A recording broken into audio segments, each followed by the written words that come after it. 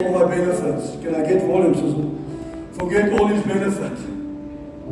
Spiritual blessings, the peace that surpasses all understanding, the forgiveness, the purpose, the wisdom, the guidance, the protection, the provision, the healing, and the hope of eternal life. Psalm 103 says this, do not forget all his benefits. The joy of the Lord is my strength. Amen. Ezekiel 12 says this, the Lord declares that whatever word he speaks will be fulfilled without delay tonight. That's the promise of God. He said every word that is spoken tonight will be fulfilled without delay. Declares the sovereign God. Isaiah 55:11 says this. God's word will not return empty. Amen. But it will accomplish what he pleases. Amen. It will not come back void tonight. Come on. Amen. Matthew 1:22 says this. So all this was done that might be fulfilled, which was spoken by the Lord through the prophets. God declares his word is established from the beginning to the end. He is the Alpha and the Omega. In the beginning was the Word. And the Word was with God, and the Word was God. Matthew 5:17 says this. Jesus stated that he did not come to abolish the law or the prophets, but he came to fulfill it. And tonight he will fulfill all his promises. Then the Lord said to us, you have seen well, for I am ready to perform my words. For I am watching over you. I'm watching over my word. God said tonight, I will honor my word above my name. Joshua says, verse 21 says, not one of all the Lord's good promises to Israel failed. Tonight I want to tell you this, not one of his words are lost, and this church will fail us. He says in Philippians 1:6, being confident of this, that he who began a good work in us will finish it.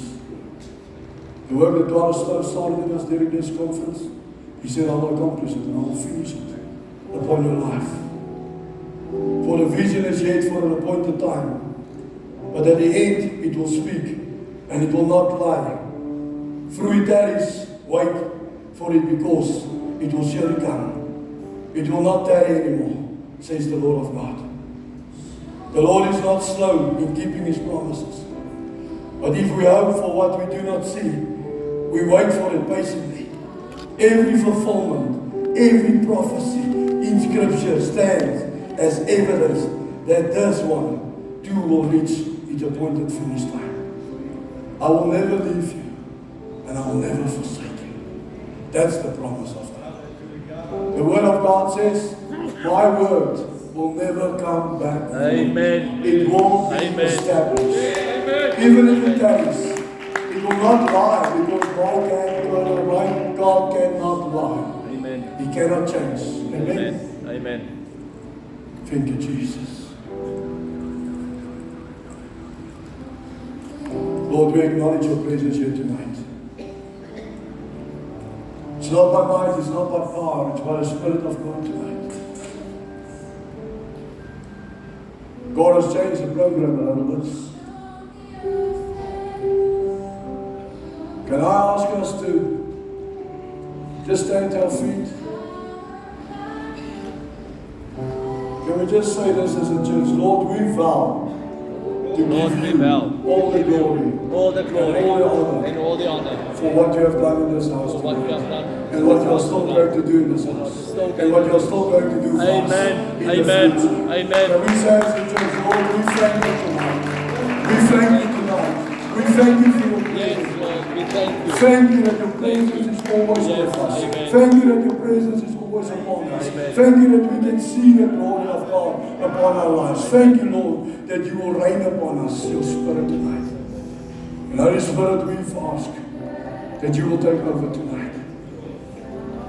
Whatever time is left tonight, Lord, that the Holy Spirit will move upon his people. Amen. It's a move of God that we cannot stop, we cannot control it tonight. It will be a sovereign move of the Lord tonight. In the name of Jesus. Can we quickly put that declaration on the board? We have to do this. Can we declare this again in faith Yes. tonight? Amen. In this atmosphere of the presence, of the goodness of God, of the power and the glory of the Almighty. Because the word says when we declare the word back in His presence, God responds to it. And God just told us now that His word will never come back void. It will be established. My declaration for 2026, 1, 2, 3. I am the head and not the tail. I belong to the King, and I have dominion and authority over all the things of the earth. I am blessed beyond the curse. No weapon formed against me shall prosper, and with a long life shall He satisfy me. No plague shall come near my dwelling, no terror shall befall me. Every promise of God is yes and amen over my life. I permanently dwell in the shadow of the Almighty.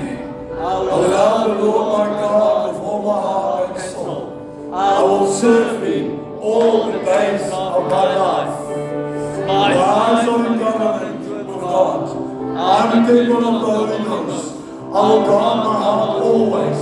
I will read my Bible more and seek His face. Come on, I will forgive so I can be forgiven. I will give that I can receive.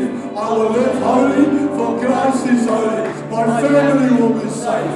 Come on, I'm healed, I'm blessed, I'm delivered, I'm sanctified, I'm blood washed, I'm Holy Ghost full, I'm prosperous, I'm in right standing with God. As for me and my house, we will serve the Lord. Come on, keep it going.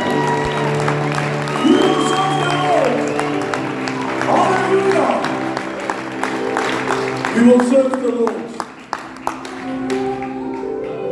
Thank you, worship team. I'm going to continue with the word. Etienne, you can stay for me, please. Maybe we can end the song of Look What the Lord Has Done. I wanted to sing it now, but I just want to touch on the word a little bit fast tonight. And very important what God has placed upon my heart to share with the church tonight. God will meet us at the altar tonight. Amen. God will meet us Amen. at the altar Yes, tonight. amen. Come on, Thank you, God will meet Lord. us at the altar tonight. Yes, amen. Everything that you placed upon His altar is a sacrifice. Come Amen. on. It's a petition. Come on, it's your faith. Amen. It's your trust in the Lord. Amen. It's your plan. It's your Amen. vision. It's your future. Come on. Come It's on. maybe your worship Yes, tonight. come on. It's maybe your sacrifice tonight. Maybe it's your offering tonight. Maybe it's a love offering tonight. Maybe it's just saying thank you. Come on. God said He will meet us Amen. at the altar tonight. This is a place of prayer. The altar, it represents a place of prayer, worship and sacrifice. I want to say this, that God will meet all our expectations tonight. Amen. All your excitement tonight. Amen. God will meet it. Amen. God will meet your faith tonight. Come on. God will meet you at the altar tonight. And I want you to write something down tonight that's going to bless you. A man without an altar is a man without direction. Amen. Come on, a man without an altar is a man without direction. This place represents Bethel. The place that Jacob called Bethel, God's house. I don't want you to look at the stone tonight, or the altar tonight, or the dust tonight, or the fire tonight. I want you to see the altar as an alignment between me and God, where I can bring my place, and I can build my altar back in the church, back in my house, back in my business, back in my family, and I can rebuild the altars of God Himself. I'm just going to lay the foundation. A man without an altar is a man without direction. It's a man without vision. It's a man without a plan. It's a man without a dream. It's a man without faith. It's a man without trust. What does the altar represent? Jesus Christ. He became our altar. Yes. The altar represents where I can pray, where I can sacrifice, where I can worship, where I can release my faith, where I stand on my knees, where I spend time with God, where I go into the holies of holies. This is the altar that represents. It's not the material things. It's the position where I place myself before God Almighty on my knees in Amen. honest, in Yes, humbleness. amen. Come on. I can Amen. release my faith. Yes. I can ask God for the glory of God to Come touch my life. I can ask God for the presence to be Yes, upon my amen. life. And the word of God that will fulfill me. Amen. A man without an altar is what? A man without direction, without a vision, without a plan, without a dream, and without trust in the Lord. A man without an altar is a man without sacrifice. Is a man without worship. Come on. And is a man without thanksgiving. The altar represented one thing in the Bible. A place where I can sacrifice, a place where I can worship the Lord, and a place where I can say, thank you, Lord, for what you are doing upon my life. If you do not have an altar in your house, in your heart, come on, in your church, in your business, you will not have direction in your business. You will not have a plan and a vision, come on, for you and your family, because you don't have an altar before the Lord. It's not about the dust and the stone. The Bible says an altar was built out of the dust.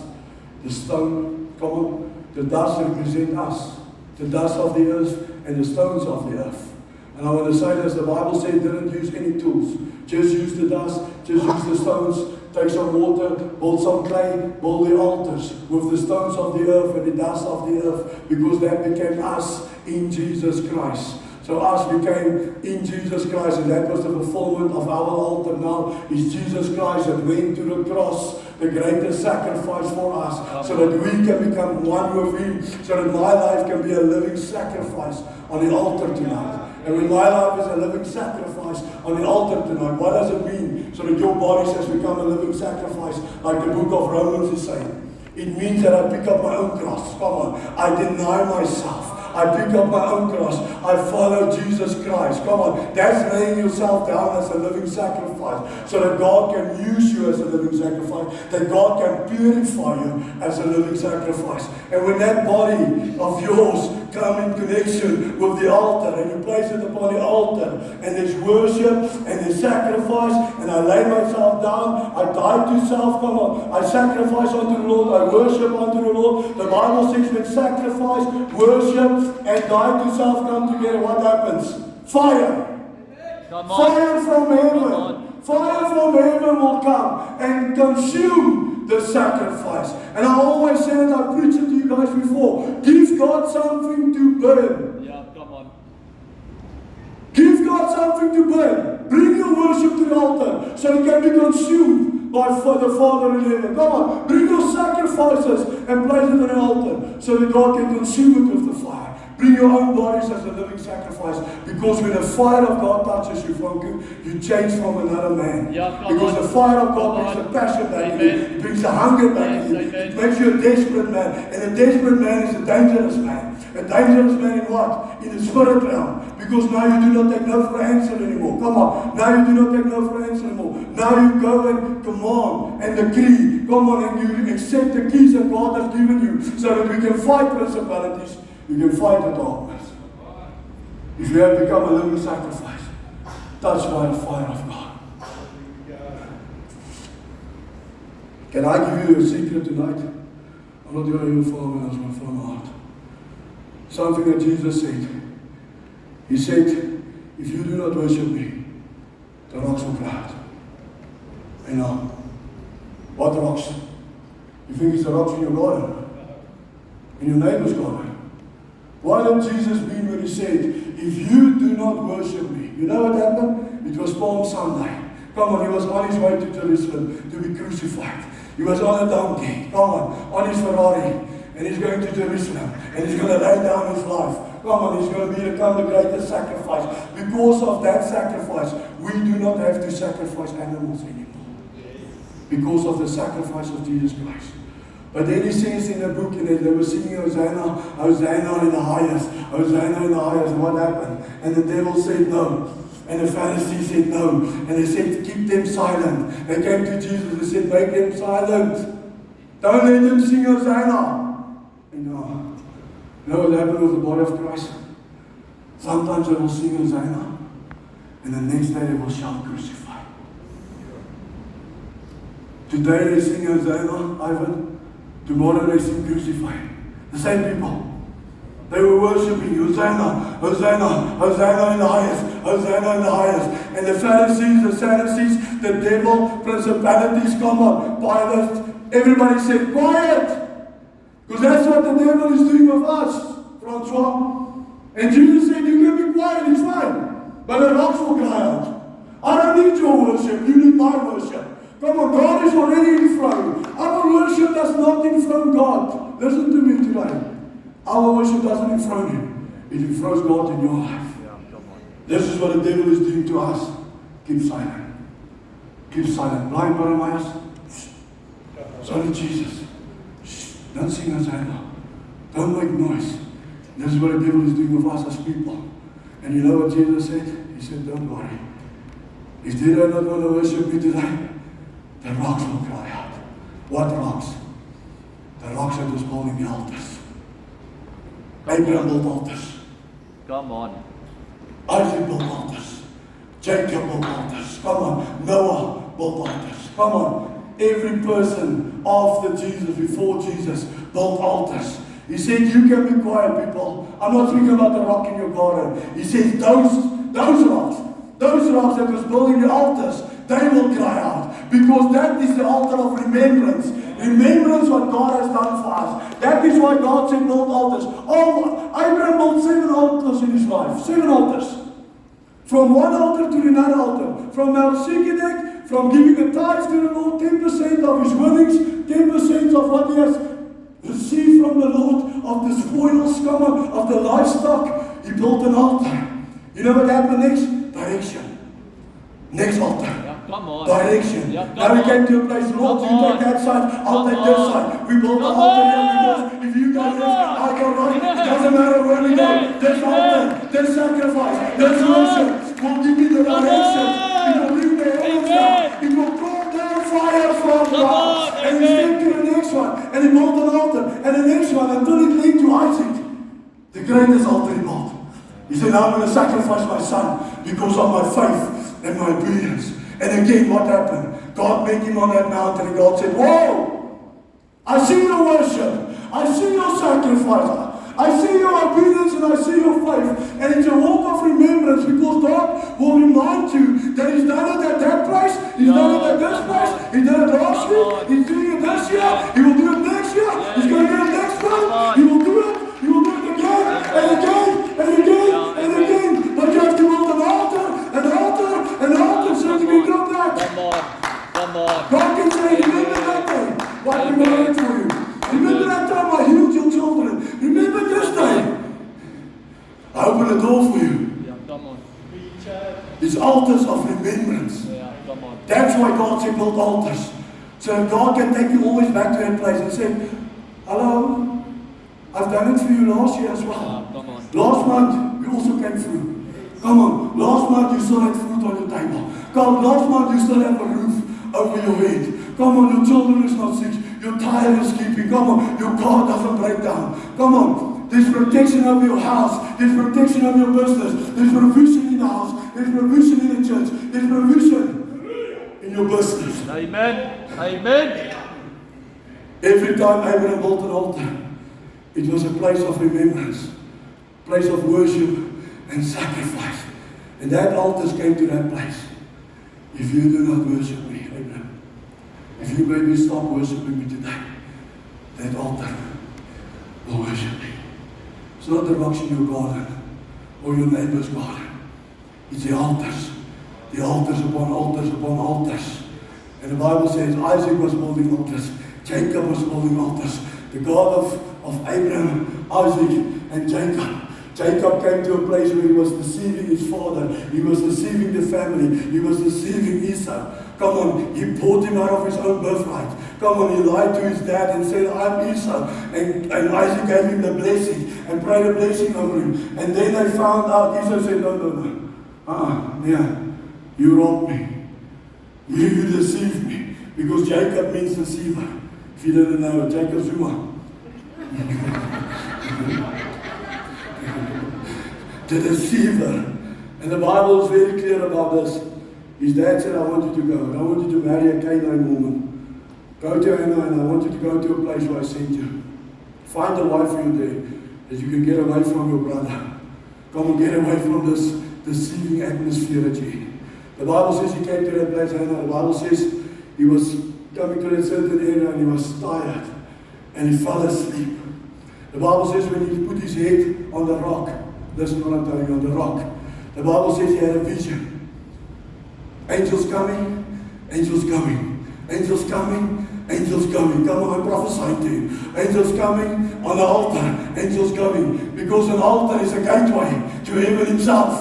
Come on, the altar represents a gateway to heaven himself. And he was seeing angels ascending and ascending, descending, ascending. And he woke up from that dream, that vision. And you know what he said first? He said, surely God was in this place. They didn't even know it. Deceiving heart will not know that God was in this place tonight. A heart that doesn't build altars Come on. will not know that God was in this place tonight. If you haven't have an altar, if you're not building an altar, if you're not rebuilding an altar, if you don't have an altar in your heart, if you don't have Jesus Christ as your altar, I promise you, you will not know that Jesus Christ was in this house. You will leave the same as you came. Very important, it is a gateway. If I build that altar, it's a gateway for me and for heaven. And God says the angels have come and go.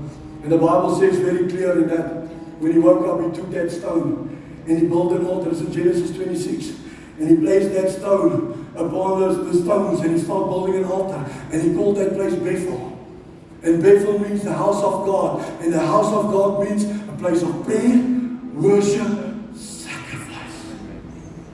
and then long story short, Genesis 35. That same Jacob found a wife, children, married. Long story short, he came to a place where God said, Jacob, the whole tribe, the family is wicked. There's foreign gods. I want you to go back to that place where I met you. I want you, Jacob, get rid of the foreign gods. Get rid of your cell phone. Come on. Get rid of your porn addictions. Come on. Get rid of your addiction to alcohol. Get rid of your pornography. Get rid of the things that keeps you away from altars. Get rid of about your fornication, your adulterous lifestyle. Get away from it. Come on. Get away from those idols that you worship, the TV or your cell phone. And go back to that place where you built the first altar for me. The Bible said because of one of his sons was evil, killing people right around him. This whole place was wicked. God woke him up one morning and said, tomorrow, you take your wife, your children, your livestock, you go back to Bethel. And this is where I want to get you tonight. Sometimes we just have to go back to that first altar I built of remembrance. What God has done for him then, the vision that God has gave him then. Because sometimes that vision fades away. You don't see it anymore. You don't see the angels coming and going anymore. Because you have drifted away from the Lord. And God said, let's go back to that altar. Come on. Let's go back to that altar where I met you of remembrance. Because this, a man without the altar is what? What's what? It's not direction. It means the altar means direction. Because if you don't have direction, you'll do what the Bible says in Judges. You will follow your own ways. Because everything in your eyes will seem right to you. But God says, do not lean on your own understanding, but lean on the understanding of God. Tonight I want to ask you, if you show me your altar, I'll show you your worship. If you show me your altar, I'll show you your prayer life. Come on, if you show me your altar, I'll show you your sacrifice. If you show me your altar tonight, I'll show you your business. Come on, if you show me your altar tonight, I'll tell you what relationship you have with the Lord. If you show me the condition of your altar tonight, I will tell you what's the condition of your life tonight. Is your altar built on the foundation of Jesus Christ, the cornerstone, or is it in ruins, like the Bible says? In what condition is your altar tonight? Because if you show me the condition of your altar, I'll show you the condition of your life. You have to understand this. This is what the Bible tries to tell us tonight. A man without an altar is a man without direction. An altar is a gateway between heaven and earth. Just want to read you this. Proverbs 3 verse 5 to 6 says this. Trust in the Lord with all your heart, and He shall direct your path. Without an altar, the man is left with Judges 21 verse 25. Everyone did what was right in their own eyes. A man with an altar tonight is a man with direction. I want to say this tonight that God will meet us at the altars. God said, I will rebuild the ruins of your altars tonight. A man without an altar is a man without direction and a man without remembrance. Because where does God take you back to if there's no altar? Where can God remind you what I've been good to you? Come on, in this place, I've done this for you. At this altar, I've done this for you. But if there's no altar tonight, there's no place of remembrance. I said it to you just now. Show me the condition of your altar, and I will show you your relationship with God, the condition of your house, your church, your business, your marriage, your children. I will show you the condition of your life. The Bible is very clear that as for me and my house, we shall serve the Lord. But you know what the book of Judges is saying? I want to read you this. Judges 24 verse 14 to 15 says this. Now therefore, fear the Lord, serve Him in sincerity and in truth, and put away the gods which your fathers served on the other side of the river and in Egypt. Serve the Lord, and if it seems evil to you to serve the Lord, choose you this day whom we will serve. But as for me and my house, we shall serve the Lord. Serve the Lord. Amen. As for me and my house, we shall build the altars. That altar represented Jesus Christ, the rock of ages.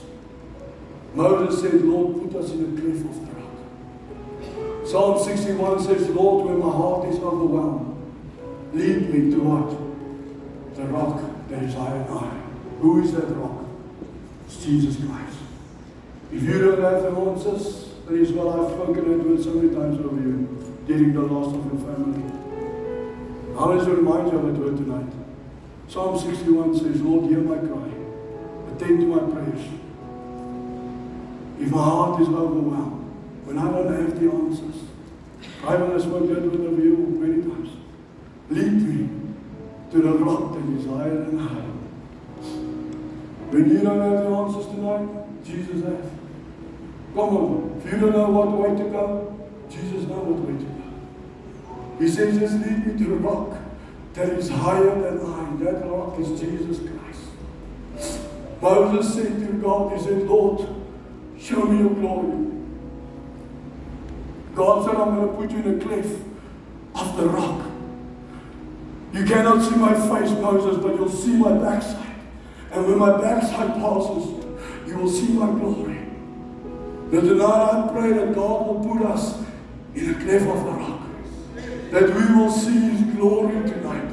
And when He passes us by, He's not going to pass us by not remembering us. He's going to pass us by so that we can see His glory. That backside represented the backside of Jesus Christ. It represented the cross. If you want to see me, look at the cross. That's my glory upon you tonight, because I'm going to place you in a cliff of the rock. The Bible says Jesus became the rock of ages. Jesus became the cornerstone everybody rejected. He became the foundation of the body of Christ for all of us. And if you build your altar tonight, rebuild it on the foundation of Jesus Christ, I promise you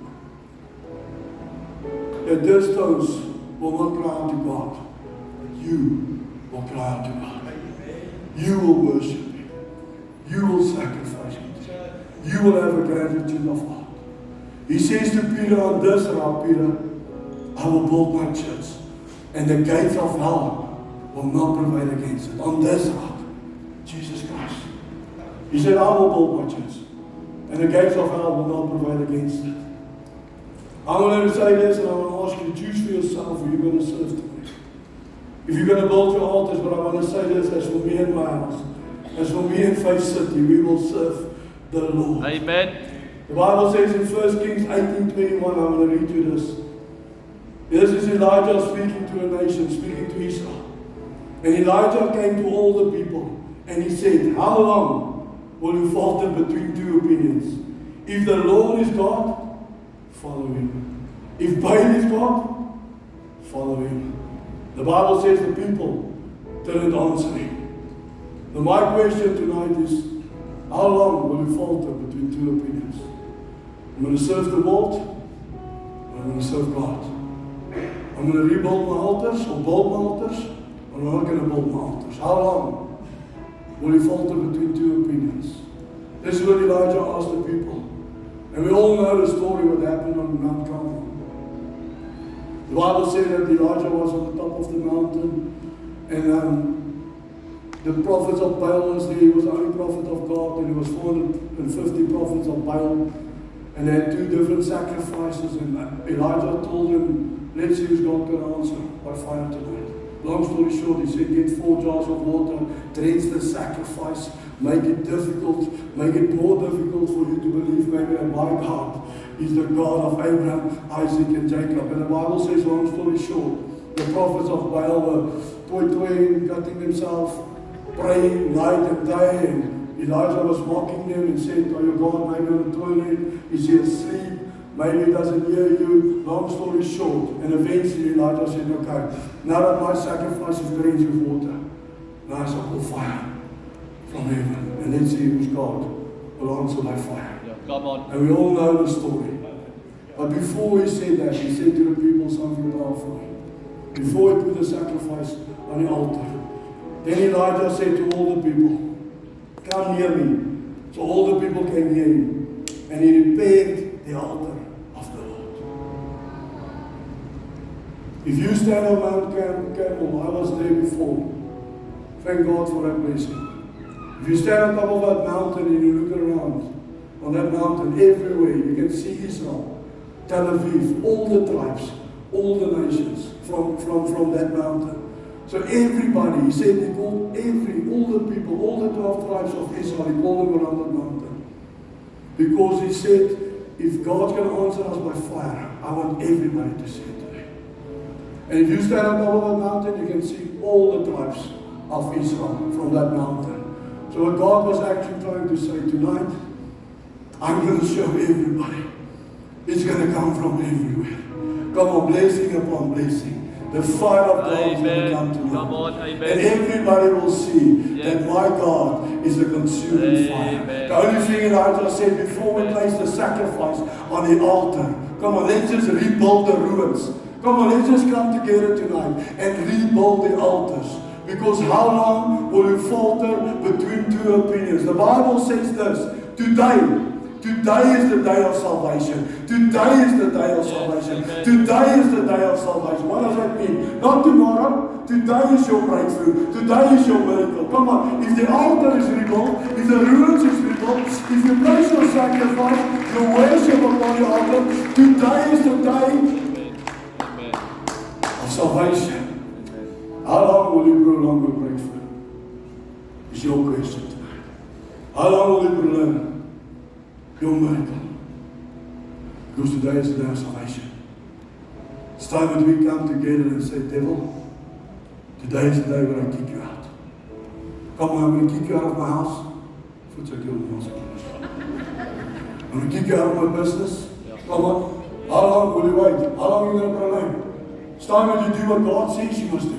Build the altar, build the sacrifice, and fire shall come down.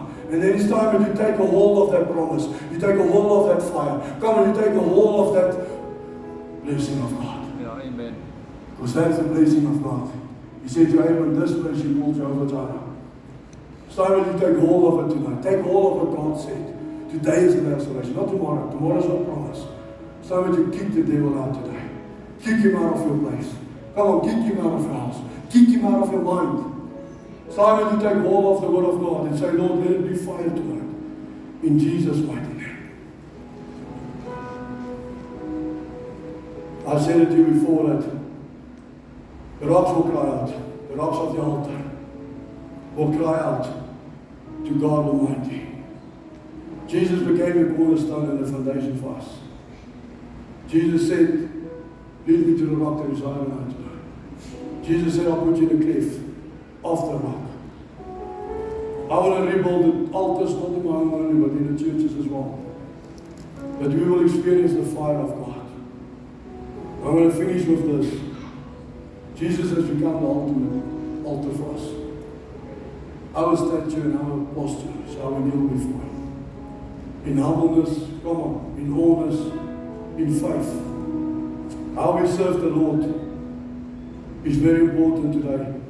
How we place our sacrifices, our worship on the altar before a living God. Tonight I want to finish with this. Give God something to burn on the altar. And can I say this? God is not building a ministry. God is not building your business. God is not building your side hustles or your ideas. He's building a man. That is what God is doing. He's building a man. And if you can build a man and a woman in the image of Christ, with integrity, come on, with honor, with respect, come on. If He builds that into a man, a God-fearing man, that's when things in your business change. That's when things in your house change. He's not building a house. He's building the man. Tonight I want you to let Him build the man. Build the man. You'll place integrity in me. Place character in me. Place the fear of God back in me. Come on, place that holiness in me, Lord. And when all of that is in my heart, in my spirit, then my business will prosper. Come on, my house will prosper. Come on, my family will prosper. Healing will fall in the house because He's building a man and a woman in His image, in His likeness. Come on. And when that holiness is in us, that's when things change in our lives. So tonight I want you to take this word and say, Lord, I'm going to rebuild the altars. In my house, come on, in my church. If it's in ruins, if you haven't touched the altar, it's time that you rebuild the ruins. Because for how long will you falter between two opinions? God gave us the way out tonight. He just said, build the altar. Bring the worship, bring the sacrifice, bring the thanksgiving. And I will consume it with fire. Fire of God is going to touch our hearts tonight. I thought actually tonight be a night of fire, but I just feel the Holy Spirit is moving. And He's touching hearts tonight. And He's building men and He's building women of God. Amen. Into His image. Don't let the rocks cry out and you are silent. Don't let the devil silence you tonight. Come on, faith speaks. Come on, hope speaks tonight. Come on, faith in Jesus Christ speaks tonight. Amen. Bold.